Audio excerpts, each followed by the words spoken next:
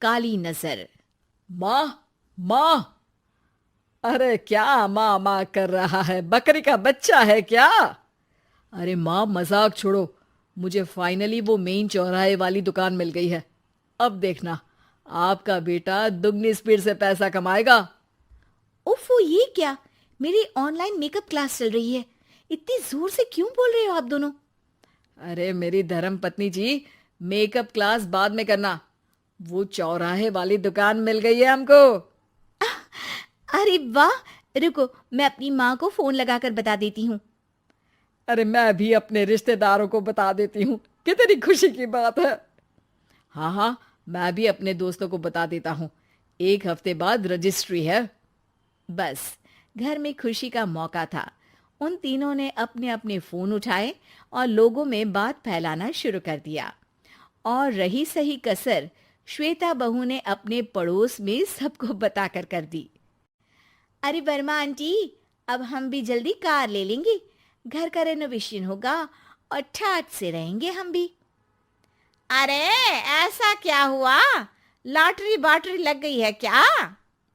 अरे, इस बार चौराहे वाली मॉल में हमको भी दुकान मिल गई है। दुकान नंबर 21, जो एकदम चौराहे पर है। अब ग्राहक बढ़ेंगे तो आमदनी भी बढ़ेगी ही ना। अरे वाह, कितनी खुशी की बात है।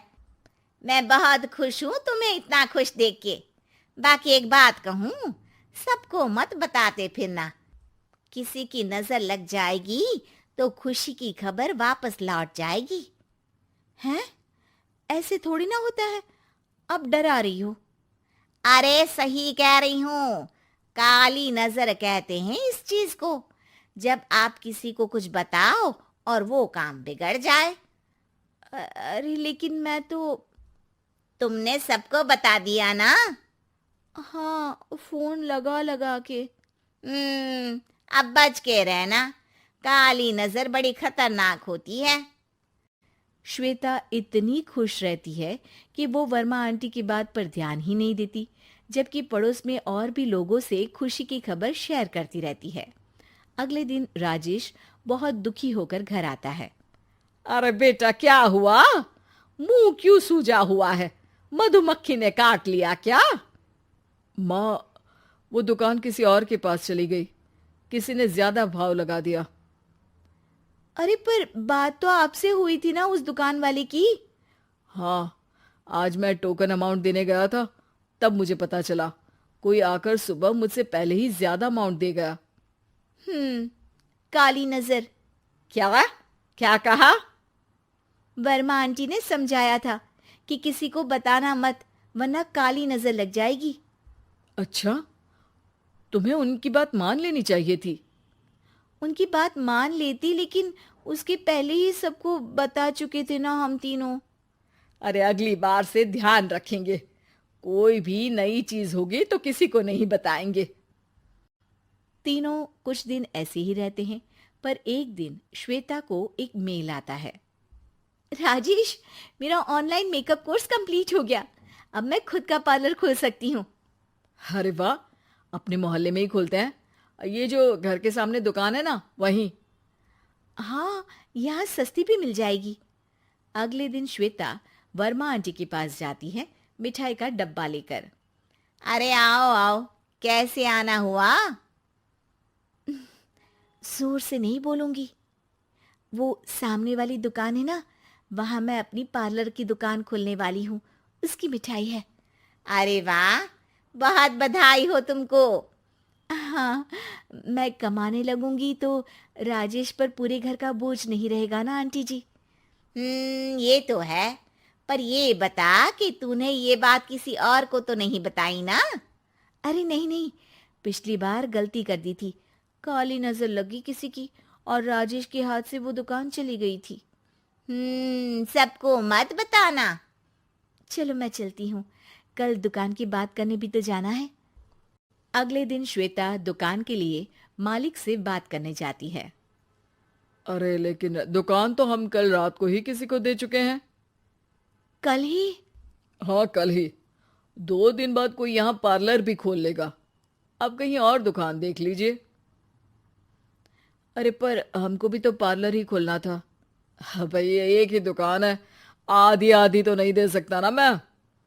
राजेश और श्वेता घर पर हताश होकर आ जाते हैं। इस बार तो किसी को बताया भी नहीं था, अब किसकी काली नजर लग सकती है।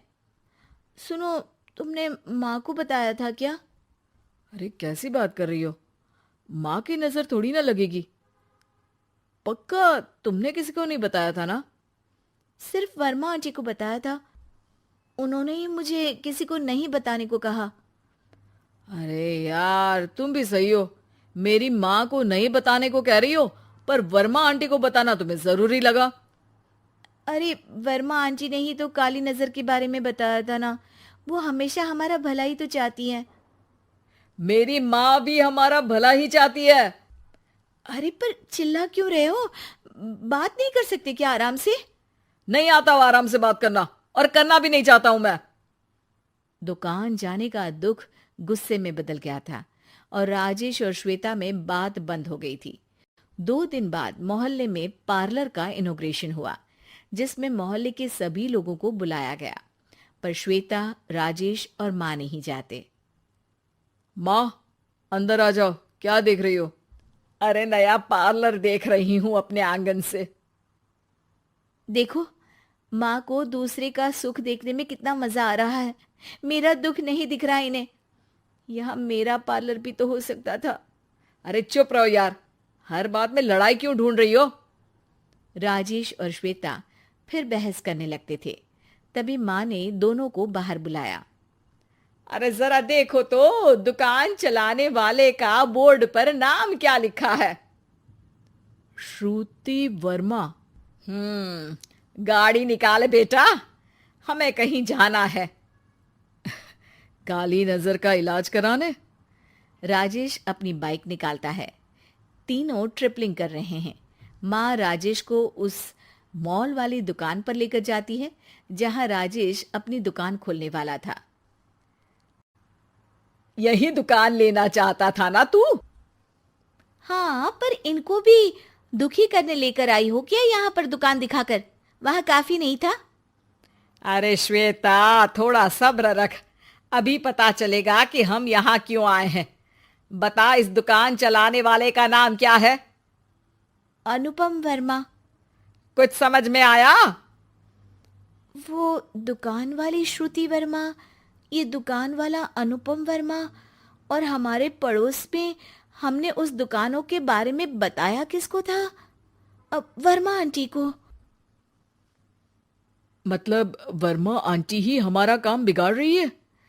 नहीं नहीं, ऐसा नहीं हो सकता, ये बस इत्तेफाक है। राजेश अपना फोन निकालता है और श्रुति वर्मा और अनुपम वर्मा के नाम फेसबुक पर सर्च करता है, जहां ये दोनों ही वर्मा आंटी के रिश्तेदार होते हैं। श्वेता को समझ में आ जाता है कि वर्मा आंटी की ही नजर खाली नजर है। अब क्या करना है? कोई भी खुशी की खबर हो तो काली नजर से बचना है, यानी वर्मा आंटी से बचना है। अरे पर मुझे ये समझ में नहीं आया कि वो हमारे साथ ऐसा क्यों करेंगी। अरे बेटा, एक सीख है, दूर के आदमी को आपकी तरक्की से कम परेशानी होगी, पड़ोसी को ज्यादा। दोनों माँ की बात में हामी भरते हैं और अगला काम चुपचाप करने की कसम खाते हैं, ताकि आगे से वर्मा आंटी कोई काम ना बिगाड़ सके।